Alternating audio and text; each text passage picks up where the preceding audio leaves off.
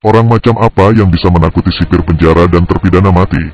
Ia memiliki penjara pribadi dan diawasi 24 jam. Ia adalah Mean Machine.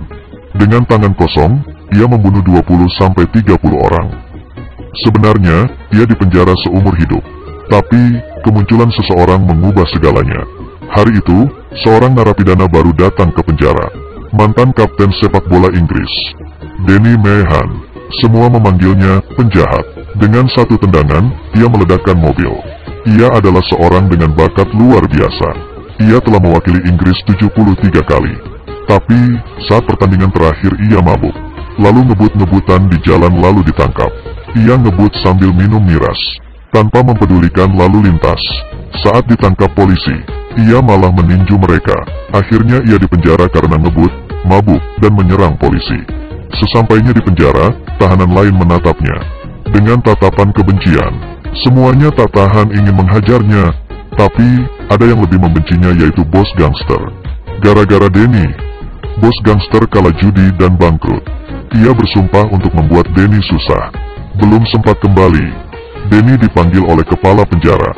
Kepala penjara merupakan fans berat sepak bola.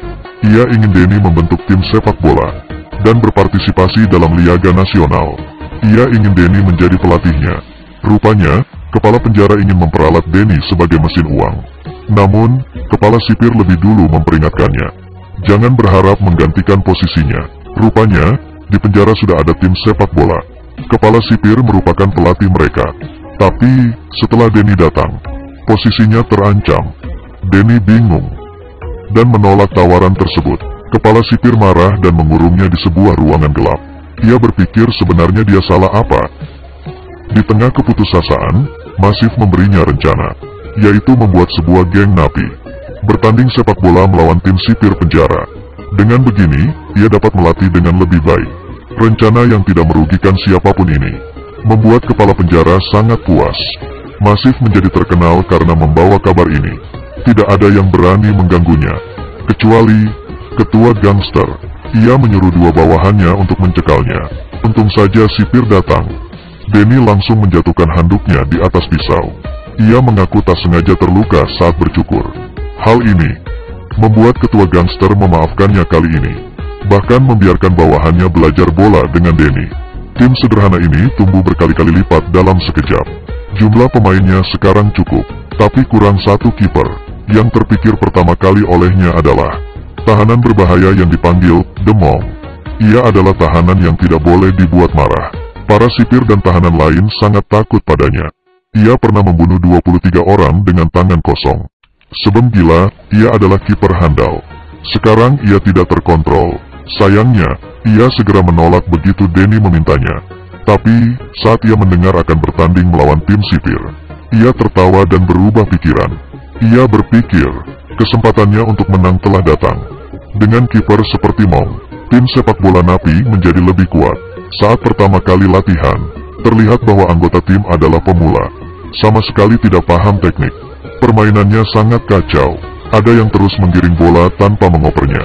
Semua orang membencinya. Ada juga yang tertabrak dan terluka. Danny mencoba melatihnya dengan peraturan yang benar, tapi percuma. Ia ingin mengajari mereka teknik uniknya. Teknik pertama, tak sengaja menginjak kaki lawan. Teknik kedua, tak sengaja memukul lawan dan tidak boleh ketahuan wasit.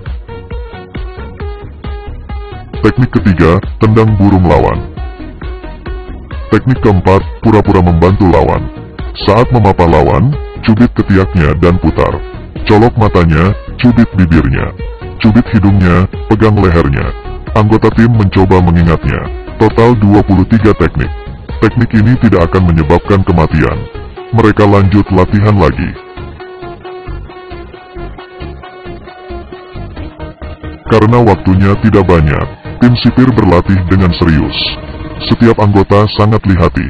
Saat ini, ketua gangster menemui kepala penjara untuk membebaskan diri dari kontrol kepala penjara. Ketua gangster menyiapkan jebakan dan membuat kepala penjara bertaruh pada tim sipir.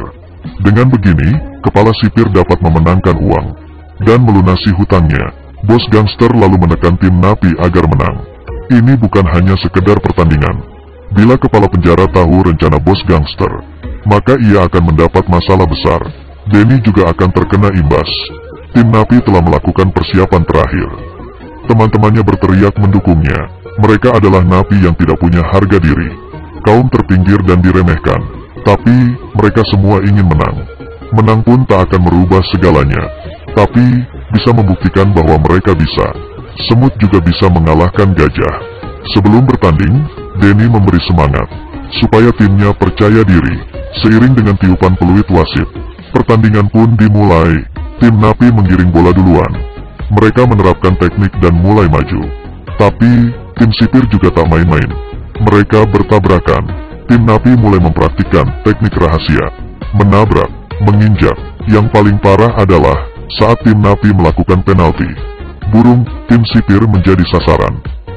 Belum puas, sekali lagi, tim Napi tertawa girang. Kiper Mong yang dijuluki Siluman ini menggiring bola ke tengah lapangan, tapi dijegal oleh tim sipir. Begitu berani, komentator pun kaget. Mong menatap tim sipir dengan marah. Tim sipir jadi takut. Tak lama, saat wasit tak memperhatikan, Mong menginjak kaki pemain tim sipir. Tim Napi menendang bola. Mong lari lagi ke tengah lapangan. Ia menyundul bola dan hampir gol. Auranya memegang kendali. Sangat mustahil bagi lawan untuk menendang gol ke gawangnya. Mong ingin menghajar siapapun yang ingin menendang bola ke gawangnya. Amarahnya berkobar, tapi Mong menahannya. Kedua tim ini menggunakan beragam teknik. Sepasang mata wasit saja tidak cukup untuk memergokinya. Saat melihat semangat tim sipir mulai turun, tim Napi langsung menendang gol dengan mantap. Seluruh tahanan bersorak-sorai. Kepala penjara terlihat sangat gelisah. Ia kalah taruhan. Di tengah pertandingan, kepala penjara ingin Denny berbuat onar dan menjanjikan hidup enak di penjara. Apa Denny akan berkompromi dengannya? Dulu Denny mengkhianati negaranya. Sekarang ia diminta untuk mengkhianati timnya. Hal ini membuat Denny kehilangan semangatnya. Mong yang mendapat 2 gol sedang pamer. Tapi, detik selanjutnya, bolanya direbut, dan bolanya masuk ke gawang Mong. Mong merasa sangat bersalah. Denny pura-pura jatuh.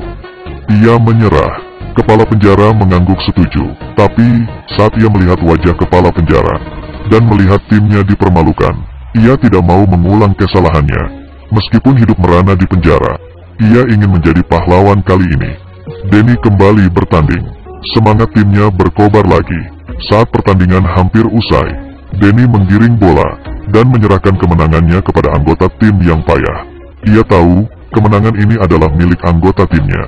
Seperti yang diharapkan, temannya langsung menendang bola ke gawang. Seluruh tahanan bersorak gembira. Banyak juga yang terharu. Geng Napi yang sudah muak diremehkan, saat ini merasa bangga. Mereka juga bisa membuat perbedaan besar dengan berusaha. Oke, saya Cindy.